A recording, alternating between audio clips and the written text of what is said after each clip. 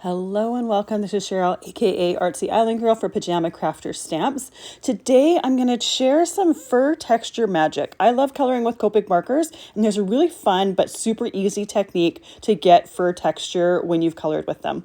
I'm using the My Best Friend stamp set. This has 3 different dogs in it and a bunch of different sentiments that work well with it. So I haven't used this stamp set before, so the very first thing I do when I have a new stamp set is I take a white eraser and I rub all over the stamping surface. Then I use a soft brush and remove any eraser bits. This removes any possible manufacturing residue on that stamp set, and it helps it take ink a little bit better. I do it to the entire stamp set, even if I'm only using one stamp. So then next time I go to use that set, I know it's already been done. It only needs to be done before you use it the very first time. It doesn't need to be done every single time, but I do find that it just helps that stamp take ink just a little bit better. I'm stamping on some hammer mill cardstock using my Misty stamping tool so that I can stamp it a couple times to make sure that I have a nice, crisp, clean image. I'm using some black Memento ink. This is my favorite ink to use when I'm coloring with Copic markers. And I press on the stamp in different areas just to make it darker or make sure that I get a crisp, clean image in those different areas. So by using that stamping tool, I can make sure to stamp in exactly the same spot a couple of times. That Memento ink is just a dye-based ink, so it cleans off the stamp really, really easily. I just used a damp microfiber cloth there. I didn't need anything special to clean it off. So for my dog here, I'm using 3 different Copic markers. I'm using E33, E35, and E37. So when I'm coloring with those Copic markers, I start with the lightest color, then go with the medium, then do the darkest color, and then I go back to the medium and then go back to the light. This is what I learned many, many years ago, and it's the way that I just do it. I know some people start with the darkest color and then work their way to the lightest color, and I would really suggest trying it both ways and seeing which way works best for you. For the first layer of this lightest color, I'm just coloring that stamp super quickly. I'm not taking a lot of care to make sure it's perfect because I am going to be going in with that medium and that dark color. So I know that I'm going to be going over this image a few times. One of my favorite reasons for liking coloring with alcohol-based markers is I can spend as much time working on this image as I want, and that paper doesn't start to pill. If you've ever colored with dye-based markers, you know that you have to do it fairly quickly because that paper starts to break down and pill, and you also get streaks on it. But with alcohol-based markers, because you're going over it several times with different colors or different shades of that marker, and that paper doesn't start to break down, that ink blends and bleeds and evens out as it's drying, and you don't get streaks with it. You also don't get those paper pills. That paper doesn't break down.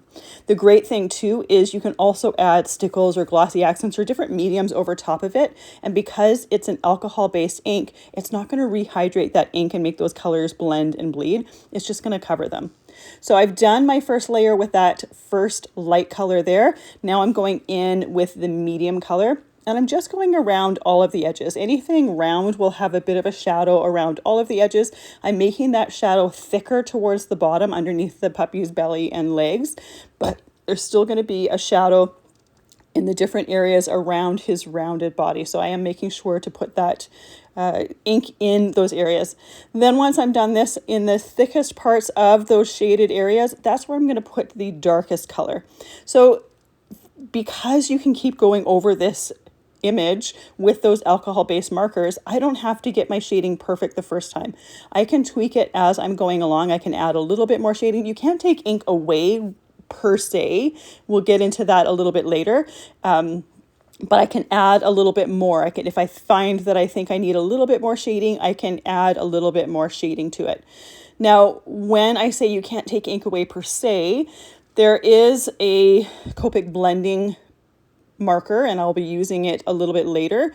It doesn't blend color, it removes color. So you can kind of remove the color, but it's always better, in my opinion, whenever I'm doing things, I always err on the side of caution. I do less and you can always add more. It's much easier to add more than it is to take it away, especially for certain things. So I'm going in, doing that darkest shading, then I'm going to blend the darker into the medium with the medium color marker. And then finally, I'm going to go back in with the lightest color marker and I'm going over that whole thing.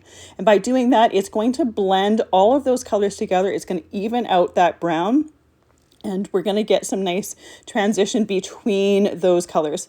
Now, my markers are E33, 35, and 37. There are 2 numbers between each one of those markers. And in general, you want to pick markers, especially when you're new to alcohol-based markers, you want to pick numbers that are 2 to 3 apart. You don't want them to be too far apart. Otherwise, it's harder to blend those colors together. Once you're familiar with them, obviously you can break those rules because you're becoming familiar with them. You can, you'll know your limits. You'll know exactly what you can and can't do. I have the C7 here. I'm going to color the dog's nose with it. And then I'm also going to color the metal that he has on his collar.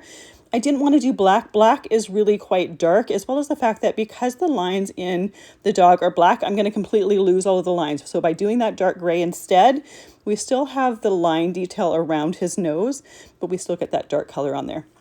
For the collar, I'm using RV29. I wanted something that was going to contrast nicely with the brown of the dog, and obviously you could use whatever color you wanted there.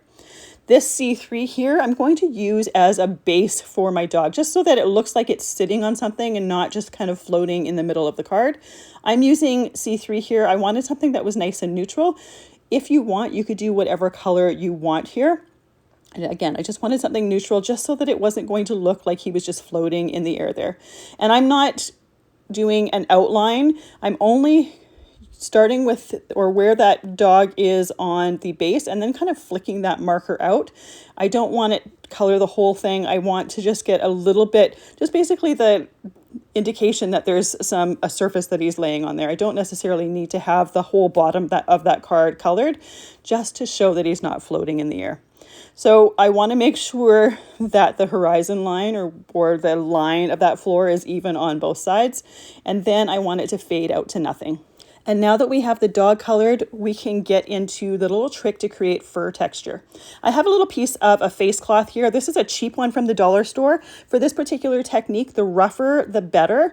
And I also have some alcohol or some ink Copic blender solution. This is for re-inking your marker. However, it works perfectly for this. I'm going to put a little bit on this cloth and then I'm going to press it onto the image of the dog. And what that does is, because this is blender solution, and I said before that the blender pen doesn't blend, it removes color. This is going to remove the color in those areas. It's going to just lift off that color and create that fur texture. It is super easy to do, but it's just a fun way to get that texture. And you could also use this for trees, for grass.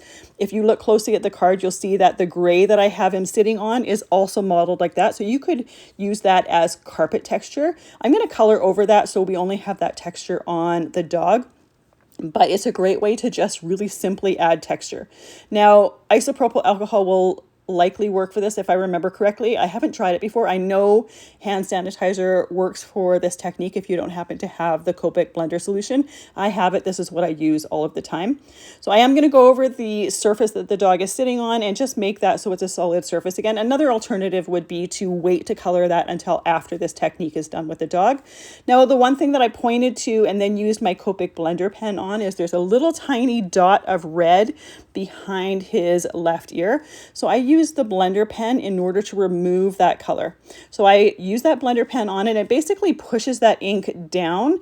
I let that ink completely dry because it's alcohol based. It totally evaporates. And then I'll go in and do it again if need be. Darker colors are obviously going to need more layers of this. It's going to take a little bit longer. Lighter colors work really quickly with this, but it's a great way to clean up your images. And that little red mark is really hard to see on the video, but it is there in person, and it's not a major thing, but I just wanted to share exactly how to fix that. So I used a layering die set in my stash to create some layers for my card. I die cut the dog image and sentiment as well as one layer to go underneath it, but there's a trick to creating faux layers. I'm using that C7 Copic marker. I'm using the chisel end and I'm just running it along the straight edges of this piece here, and it's going to create the look of a really thin layer under it. This is a great trick if you don't happen to have a cardstock that matches your colors exactly. It's a great way to do it. Obviously, it works best on straight edges. You could do it on a curved edge, but I would definitely be familiar with doing it on straight edges first because it is a little bit more difficult with curved edges. So I'm gluing my larger of my mat onto my A2 card base, and then I'm going to glue my little die cut image piece here. I'm using some Barely Art glue. I have it in a fine line bottle. For this particular project, you don't necessarily need the fine line bottle, but it does help to have it in there for assembling die cuts. So here is the somewhat finished card, but anytime I color images, I like to add little bits of texture on top of it, just to give it, so it's not as flat basically. So I put a little bit of stickles on top of his collar to make it glittered. Then I'm using a silver gel pen to color his tag. I thought it would look better if it had a metallic touch to it. And then I'm using some glossy accents on the dog's eyes, the nose, as well as that little tag hanging from his collar. So when you look at this image, it's less flat looking because there are things that are catching the light. You see the texture from the fur from the dog, as well as the gloss from the glossy accents on his eyes, nose, and tag, as well as the glitter on that collar. It just gives it more texture. Thank you so much for joining me today. I hope you have a fantastic day.